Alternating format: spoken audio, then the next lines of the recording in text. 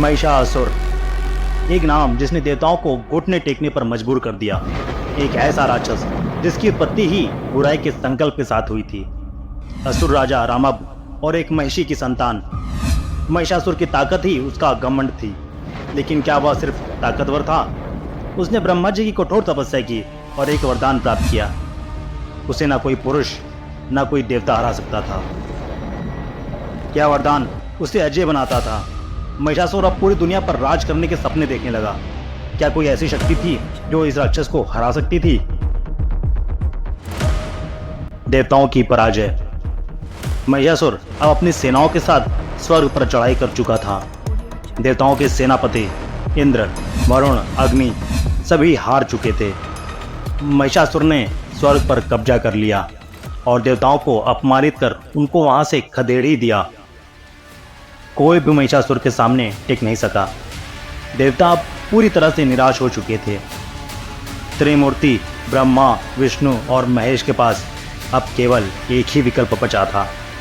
अब समय आ गया था एक ऐसी शक्ति के उदय का जो ना तो पुरुष हो और ना ही देवता। देवताओं की प्रार्थना सुनकर ब्रह्मा, विष्णु और महेश की शक्तियों का संगम हुआ और उससे प्रकट हुई देवी दुर्गा, शक्ति स्वरूपिणी। यह वही शक्ति थी जो महिषासुर के अजय वरदान को भी चुनौती दे सकती थी। देवी दुर्गा को देखकर मानो ऐसा लग रहा था कि पूरा ब्रह्मांड उनकी शक्ति के सामने नतमस्तक हो रहा था। देवता भी थर थर कांपने लगे थे। उनके अस्त्र शस्त्रों में तो इतना ज्यादा तेज था कि उनके स्वरूप को तो छोड़ो, उनके अस्त्रों को भी कोई नहीं देख पा रहा था। यह वही शक्ति थी जो कि महिषासुर का अंत कर सकती थी।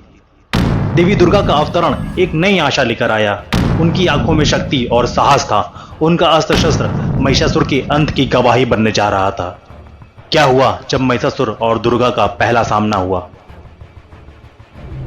महिषासुर ने देवी दुर्गा को देखा और उन्हें कमजोर समझने की भूल की।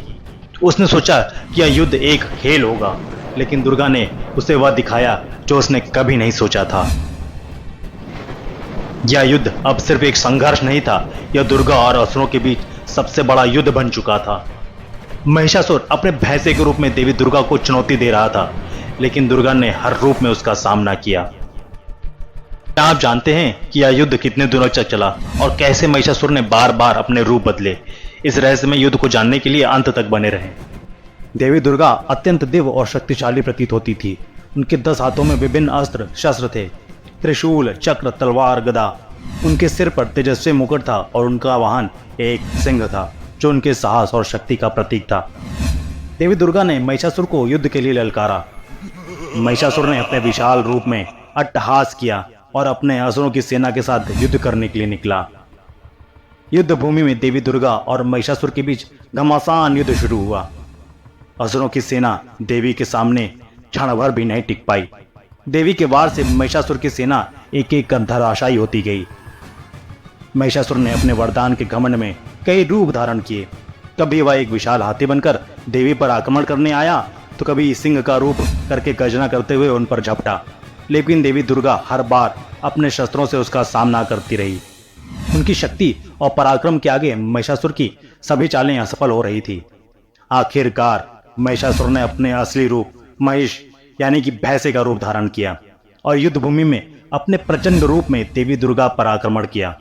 उसने भूमि को अपने पैरों से इतनी जोर से मारा कि पूरी भूमि ही थर्रा गई और अपनी सींगों से आकाश को चीरने की कोशिश करने लगा।